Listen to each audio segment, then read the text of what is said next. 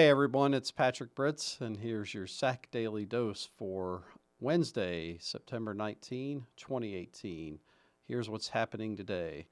As we begin to come back to some sense of normalcy after Hurricane Florence, volleyball had a pretty full schedule last night. We had three very exciting matches that went 5 games. Or sets, pardon me. Lenore Ryan and Mars Hill, with LR triumphing in the fifth set, 15-9. Anderson and Newberry also went 5 sets, and Anderson won 3-2, going 15-9 in the 5th set as well. But the match of the evening was Catawba at Queens that went 5 sets, and the 5th set was 20-18, with Catawba pulling somewhat of an upset in that one. The other match last night, LMU swept Tusculum 3-0. And then Wingate was supposed to travel to Coker, but Coker is still having issues with the remnants of the hurricane, so they had to postpone that match, and they will make it up soon. So some very exciting volleyball being played in the SAC as usual. Also this week, we had a plethora of Players of the Week announced over the last few days.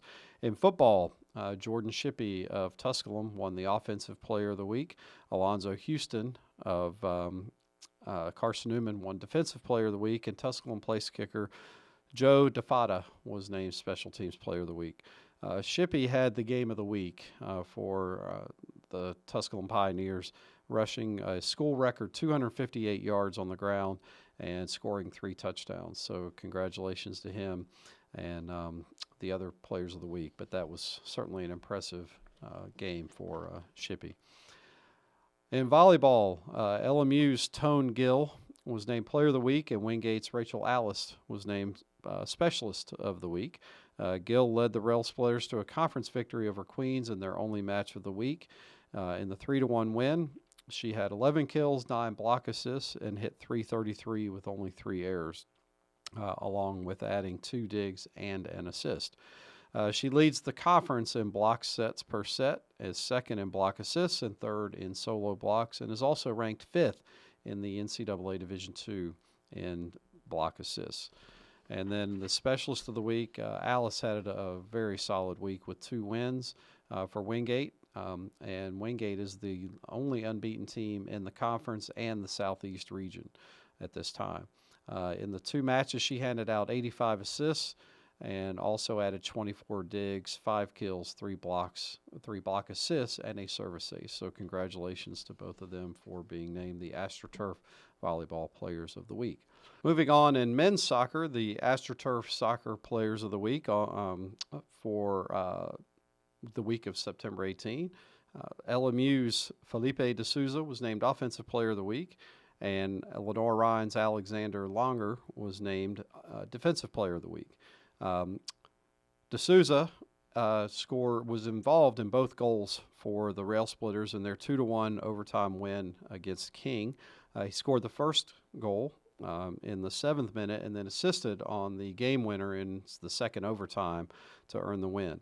And then on the defensive side, Longer, the goalie for the Bears, earned a clean sheet in their opening conference game against Carson Newman in the 1-0 win.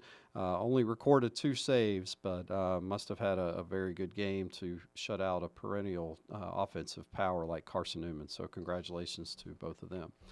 On the women's side, the AstroTurf Players of the Week were Catawba's Giovanna Sanchez and Carson Newman's Jackie Burns.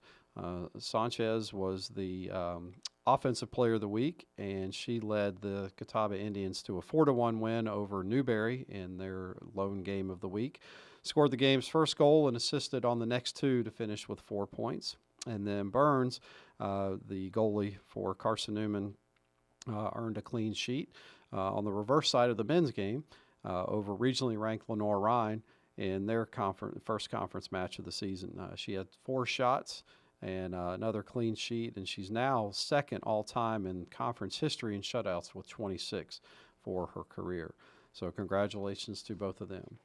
Finally, on the Player of the Week palette here, we have men's and women's cross-country. On the men's side, the AstroTurf Men's Cross Country Runner of the Week was Logan Horning of Anderson, and he won the Southern Wesleyan Warrior Invitational last week with a time of 22:02 in the 4-mile course.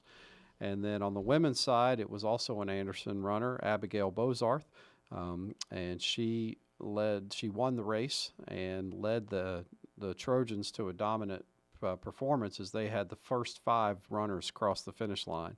And Bozarth, who won the event, crossing the finish line in a time of just under 20 minutes, 19.59 in the 5K race. So congratulations to both of them.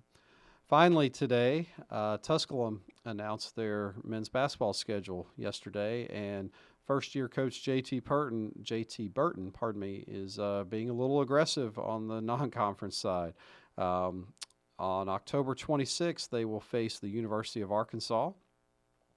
5 days later, on Halloween, they will play in-state foe University of Tennessee. And then the very next day, on November 1st, they're traveling to Cincinnati to face the Cincinnati Bearcats. All 3 teams were NCAA tournament participants last year, and quite an impressive non-conference schedule for them, or exhibition schedule, so good luck to them. Finally today, the sports quote, and this one is a little personal for me today. Today's quote, and I'll explain that in a second, is from Jim Valvano, and it's from his famous speech that he gave at the ESPYs. Cancer can take away all my physical abilities. It cannot touch my mind, it cannot touch my heart, and it cannot touch my soul. And those 3 things are going to carry on forever. And the reason I chose that one today is because yesterday, unfortunately, my head coach in college, Steve Adlard, soccer coach at UNCA when I was there, passed away after a short battle with cancer. Steve was an amazing coach for me for my final 3 years of playing, stayed at UNCA for 1 more year, and then went on to Marquette, where he was the head coach for 14 years. So, Steve, we love you, we will miss you, and God bless your family as they cope during these hard times. So that's going to end it for me today on the Daily Dose. Remember to like, share, do all that YouTube stuff, and let's get this thing out there. And we will see you on the next installment of the SAC Daily Dose on Friday. Have a good week, everyone.